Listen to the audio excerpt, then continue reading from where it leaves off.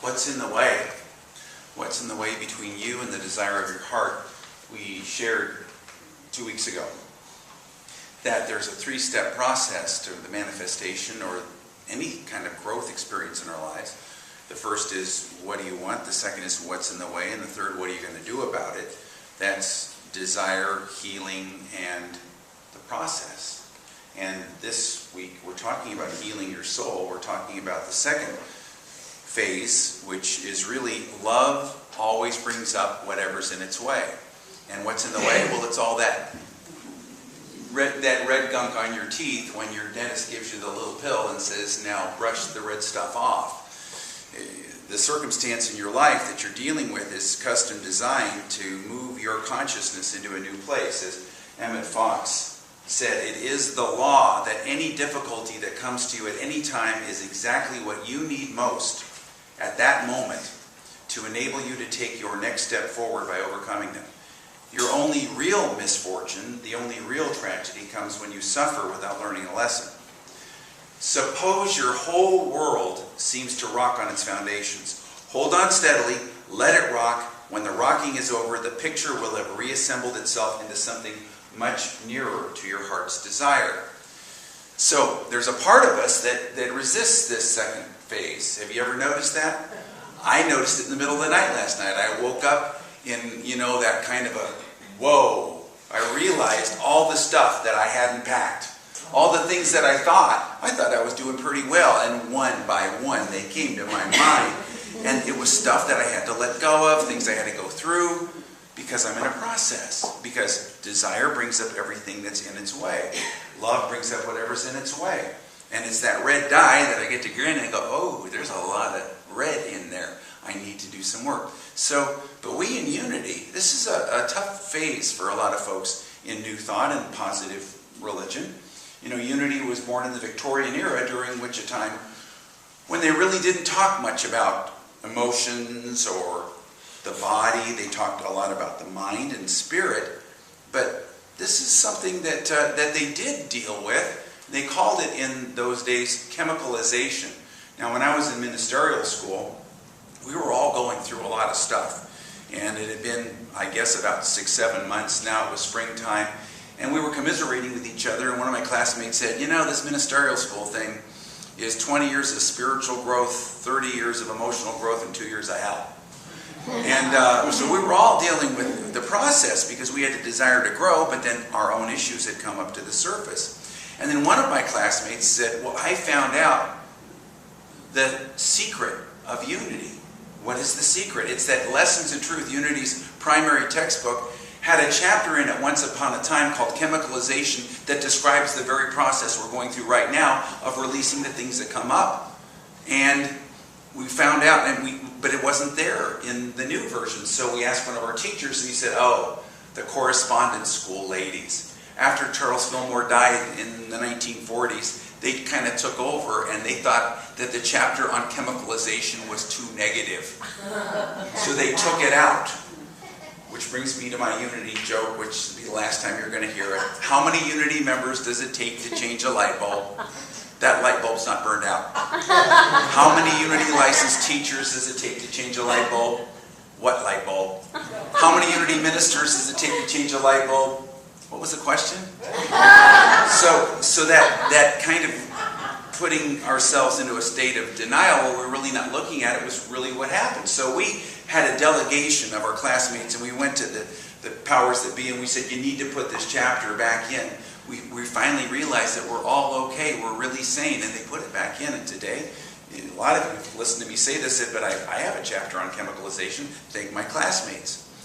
That there's something in your life right now that needs to be attended to. And ask the question right now, what's in the way?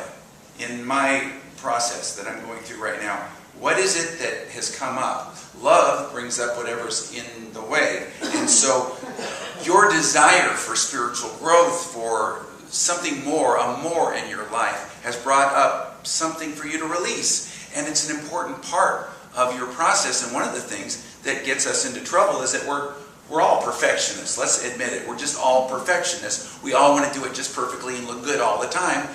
And this chemicalization phase Well, it shows us stuff that we don't necessarily want to see, but if we'll embrace it, it will be a healing experience. That reminds me of what happened in my very first church. I'd only been there a few weeks, and one of the women in the women's group came up to me and said that there was a longtime member of the church. She hadn't been to church for 7 years because she was blind and housebound. But her children, who had been trying to get her for 7 years to get cataract surgery, finally got her to get cataract surgery, and she was just recovering at home. And so they suggested that I, the new minister, give her a phone call. So I called her up. And I said, "Hi, I'm the new minister, and I'd love to see you sometime. And I hear that you had successful cataract surgery. How's it going?" And she said, "Terrible." And I said, "What's wrong?" She said, "Everything in my house is so dirty." And I said to her, "Well, I rejoice with you in your ability to see what needs to be cleaned up." She never did come to church. I never did figure that out. But that's the truth. It gives us an opportunity. We talked a lot on the phone after that because she basically still wanted to be housebound even though she could see. But when we bring the light in, and when we make a commitment to our spiritual growth, when we do our spiritual practices, when we read our daily word in the morning, whatever, it may bring up something that needs to be released, and that is a very healthy and normal thing, and we've got to be able to move with it.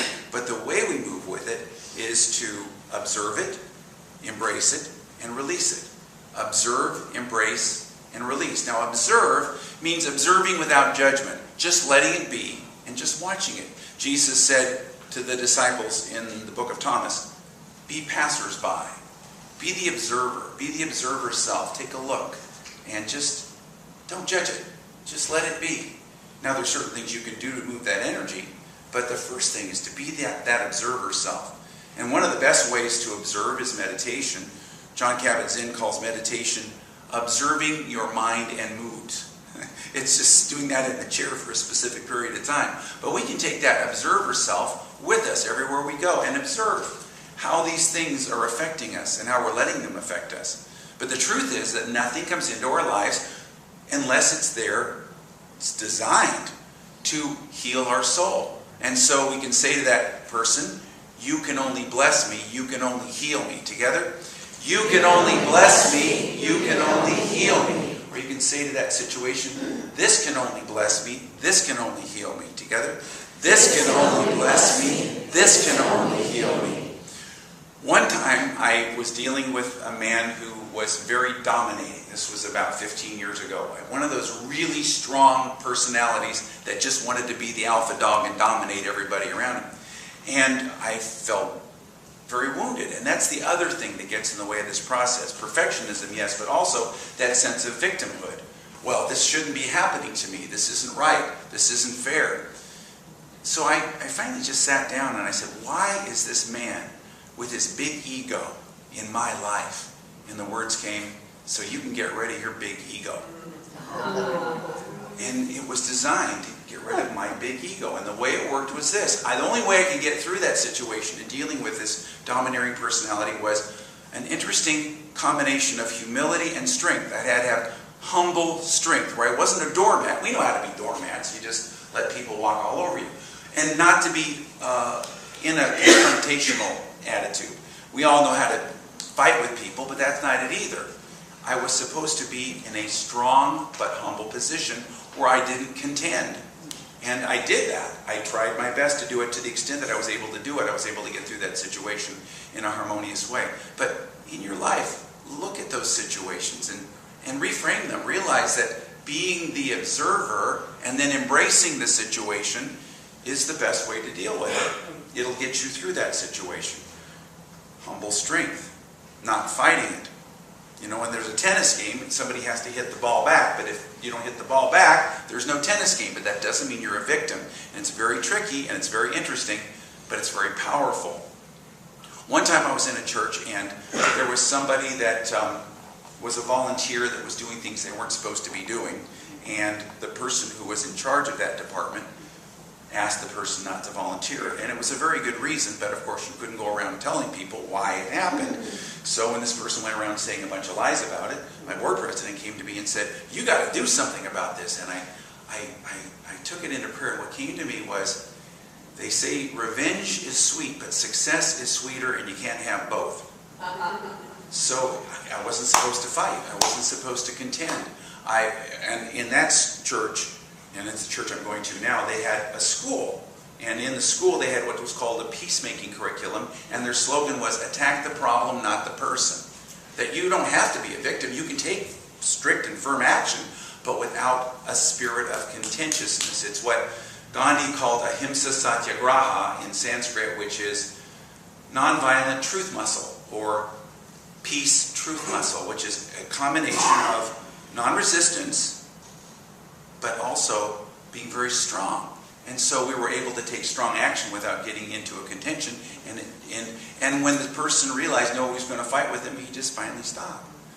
So now, sometimes it doesn't work that way. Sometimes you have to do other things, but you've got to be in that consciousness that recognizes that every person in your life is designed to heal your heart. But don't get caught up in that circumstance. One time I was dealing with a situation, a few years before that, where some people were saying some things that weren't true. And I was really getting upset about it, and I was going around talking to people, trying to get everybody to understand what the truth was. You can imagine how that worked. And a woman walked up to me the next Sunday morning, and she said, Greg, I had a dream about you last night. I don't know what it means. You were walking around in a cow pasture picking up cow pies and stacking them in your arms. Do you know what that means? Boy, did I. I was making somebody else's business my business. And to the extent that I stopped going around trying to fix things, but moved into that consciousness of nonviolent truth muscle, satyagraha, that consciousness that observes, embraces, and then releases, I was able to get through it. Now, I did not have the two tools I'm going to share with you this morning for the last time. The last time, because next week's on a different topic, and I can't imagine I'm going to do this. So I'm going to bring this up again, because you just love these two handouts, but I always talk about them. And one is called the 7 steps. And this is the best forgiveness and release process I know. And you take it into your journaling. You answer all these questions, and you just write it out. And then you meditate and imagine you go up each of these 7 steps with that person or that situation. And then you release it. I realized the reason why I wasn't going through my stuff and really doing this, I didn't even know the stuff I wasn't even packing and sorting, was because I needed to do the 7 steps. So what did I do this in the middle of the night? I took the house up the 7 steps again. I took all of you up the 7 steps again. I took Jason up the 7 steps. If the talk's not very good today, it's because I spent my time in preparation doing the 7 steps. Just kidding. But this really is the preparation work. And so do this work. And the other is called the agitated energy process. And that's about dealing with buried feelings. Feelings, you're feeling agitated. You just don't feel good. Maybe you're depressed or you're feeling neurotic. Scott Peck said, how did he put it? Neurosis is always a poor substitute for legitimate suffering. It's internalizing an unacknowledged feeling. And so bringing up the feeling and acknowledging it, and then clearing the false belief that's generating the feeling, is one of the most powerful things you can do. And again, this is an excellent journaling exercise. It could take 5 minutes, could take 10 minutes, but it really could make a difference. I'm sharing this with you because in order to get conscious, you've got to see what's there. And before I came to this church, before I applied to this church, I had 3 things in 1 week that seemed very unfair and very unjust. And there were 3 doors that slammed in my face ignominiously. But it was for a purpose, because it opened my mind that when I called headquarters and they told me this church was open, I went, yes. I opened my mind to a different picture than what I had in mind. And it turned out to be fabulous. But before that happened, I felt like a victim. In fact, so much so that my neck hurt and I was walking around like this. I've never had that in my life, where you're just walking around like this because it hurts so bad.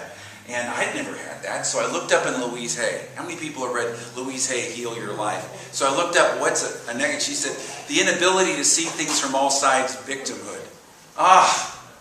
So I took this and I realized, was there another way to look at this? Well, maybe there's a purpose to this. And when I really got it, I heard a and then it just straightened up. I mean, that was pretty dramatic. And then I opened up to this possibility, and that's what brought me here. So love brings up whatever's in its way. So there's something in your way, something you need to let go of, something you need to observe, something you need to embrace, and something you need to release. But don't judge yourself as wrong. Don't let that perfectionist in you judge yourself as wrong because you're dealing with something in your life that you don't like. It's there to heal you. This can only heal me. This can only bless me. Together. This can only heal me. This can only bless me. You know, I went to ministerial school, and around the time that we were doing that work with Lessons in Truth and getting chemicalization put back into Lessons in Truth, I was living on the grounds, and I was renting a room in a house with a bunch of other men. Some of them were workers there, some were students. And I went to the sink, and I turned it on, and this brown, really dirty water came out. It was really filled with gunk and dirt.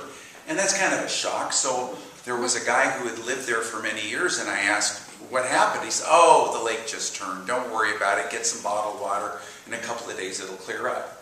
I said, well, the lake just turned. What does that mean? Well, they had their own water system, and there wasn't a lot of filtration, obviously.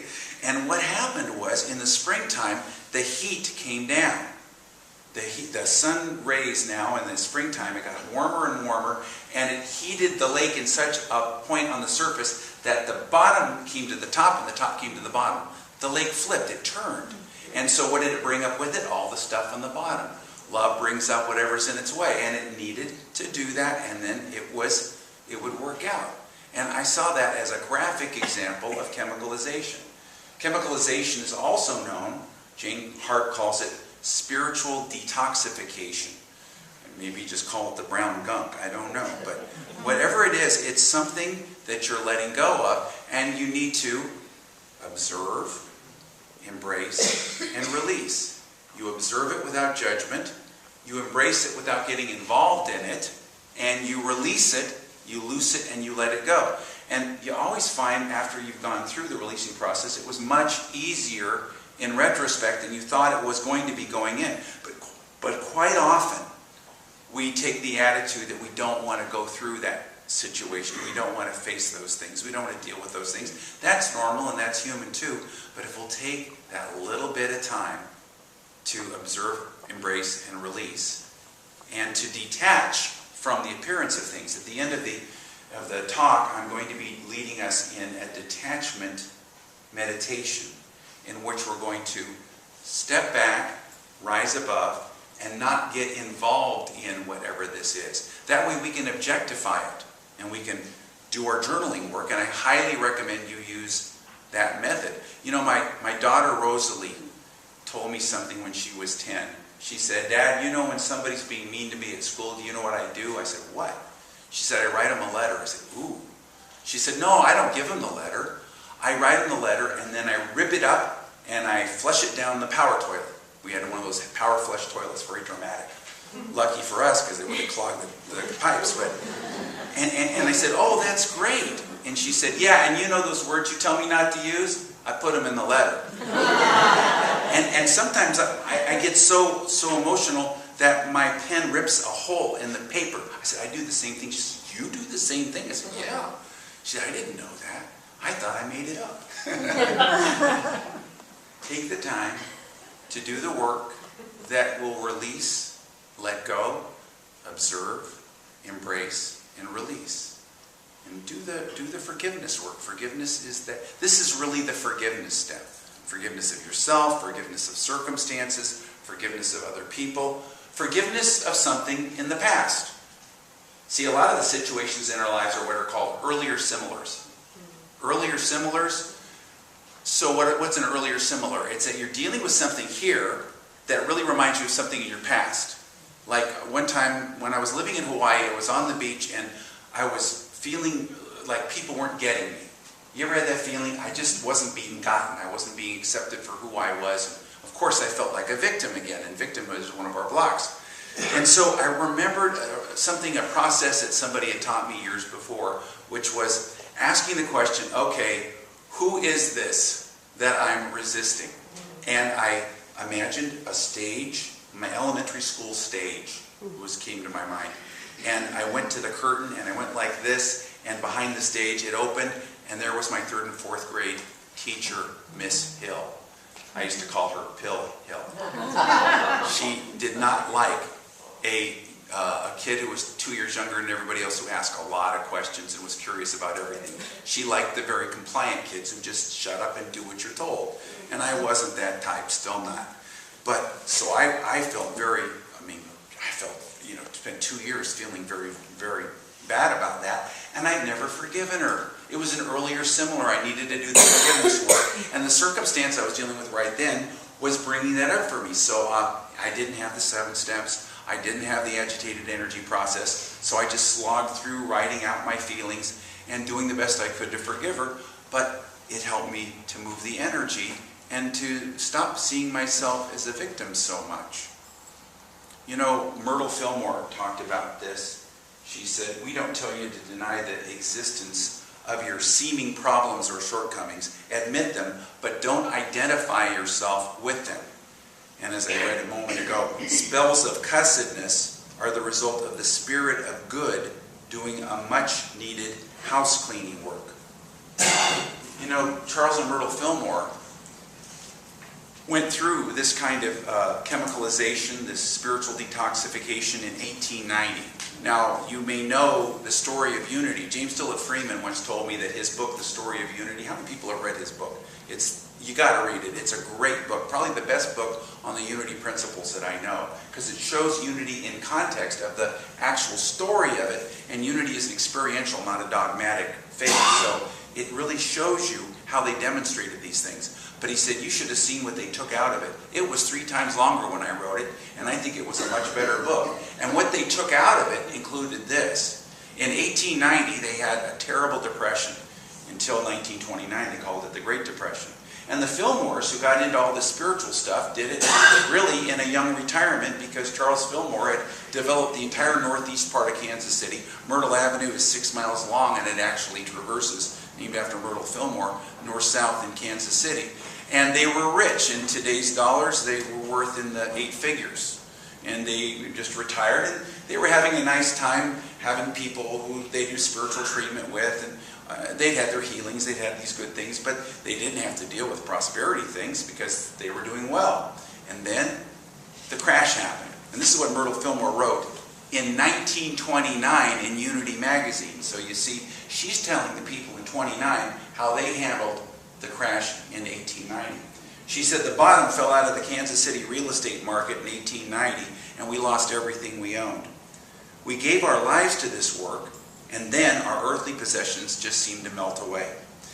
We had no bank account, the value went out of our properties, and the last thing was taken away from us. Money was so tight that by the Christmas of 1890, it appeared that we didn't have sufficient cash to buy Christmas presents for the boys. And then she talks about, she quotes a letter to her mother-in-law. She couldn't give her mother-in-law a present that Christmas, had no money to give the kids anything, and somebody laid $5 on her, so she was able to buy each of her boys a present. And then she said that the financial situation was so bleak that it was doubtful that we could even continue publishing. And that was the time that they were going to come on Monday and repossess all the printing presses. So then she writes a script of the actual conversation that she recalled that between her and Charles Fillmore on a Saturday night before the Monday they were going to repossess everything. What's the matter? Myrtle said. I guess we've reached the end, said Charles. The game is up. How can you say that? Well, we don't have a cent. All we have is the type and the mortgage on it's past due. They're going to take it on Monday if we don't pay. Today's Saturday. Now, Charles Fillmore later said that if it hadn't been for Myrtle Fillmore, it all would have gone up in smoke. There would have been no unity. He did not have the sufficient faith to see it through. So this is what happened. What's the subject of your talk tomorrow, Charles? The battle is the Lord's. Well, I've just been reading the story of David and Goliath, and how David slew Goliath because his faith was mightier than Goliath's material strength. Don't you think that we'll be taken care of if we put our trust in God? Well, I suppose so. There's no suppose about it, Charles. We will be helped. There is cause in this. This is God's work, and God will not fail when we do our part. Well, you're right. You know, Charles, Before we start telling other people about this wonderful truth, we've got to apply it in our own affairs. And if we don't, how can we expect other people to believe that it'll work? Have you written your talk for tomorrow? Well, not yet. Well, you better get at it. And while you write, forget about your audience. Write for yourself. Write for us. And while you write, I'll pray. And then she wrote, that was the moment when I saw that we had to know what we believed in. We had to trust. Sometimes when there was something needed, I'd say, God, you are my banker. You have to do this. And as fast as my faith grew, conditions became better and better, and we never lacked anything that we truly needed. So why did this come up?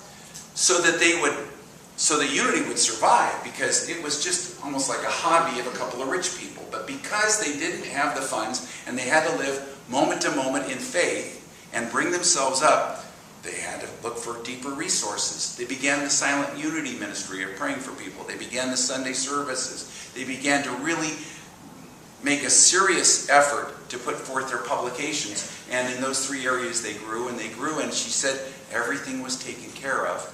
Not necessarily the way they wanted, but every need was met. In your life, if this is true, and this is what they took out of the story of unity, again, the correspondence school ladies, James Zillett Freeman regretted that, because this story, which I was just reading from Neil Volley's book, Myrtle Fillmore, The Mother of Unity, and he had to get it published by the Templeton Foundation. But it's great because it really tells the story of faith that is practiced and love bringing up whatever's in its way, and the great resources that come up. The great resources that come up. Like that time when this man was talking about these things, and what came to me was that I said, why is this guy doing that? And what I got was, this is God's way of loving you. How's God loving me? So that I get resources and reach down deep and realize that I don't need to be tied into what people think, say, or do.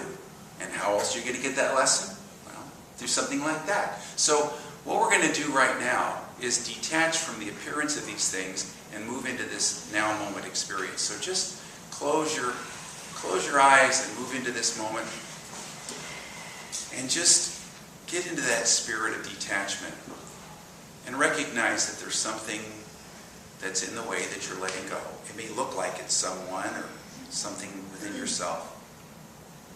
But just say, I detach from all of this. None of this has anything to do with me. I rise above it. I am not involved, and I take none of it personally. I loose it and I let it go, and I freely release it. I cast this on God and I go free.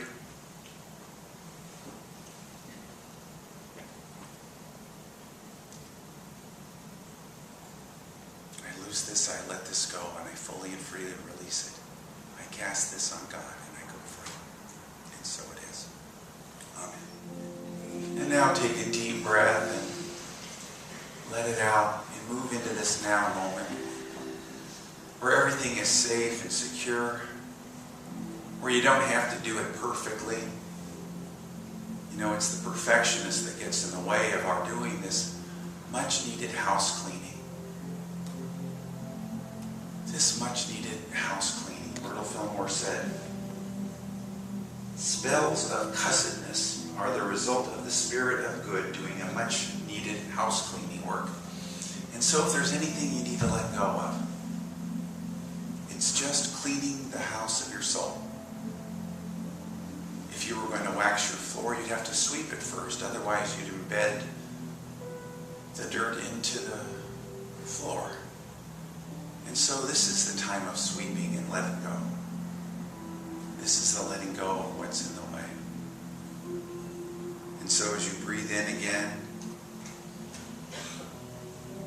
and just let go into observing and embracing and releasing. And silently observe. And ask yourself the question, what is in the way? Is it something I'm dealing with within my own self? Because it seems to be a person out there, knowing that every person out there is just revealing something in here that I need to release.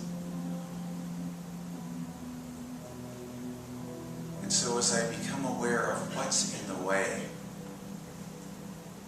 I use my power of observation. And I observe without judgment. I observe without getting involved. I just let everything be. I loose it, I let it go. I fully and freely release it. All that has happened is complete now and forevermore. I free everyone and everything to the highest good. And I free myself to my highest good. I free everyone, everything to their indwelling guidance as I am set free to my indwelling guidance.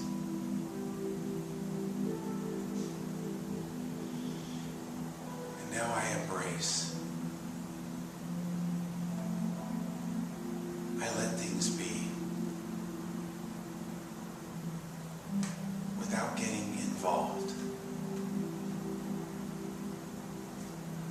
I detach from all of this. None of this is involved with me. I rise above it. I let it be. I take nothing personally.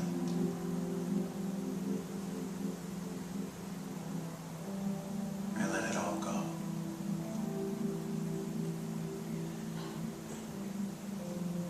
I let it all go.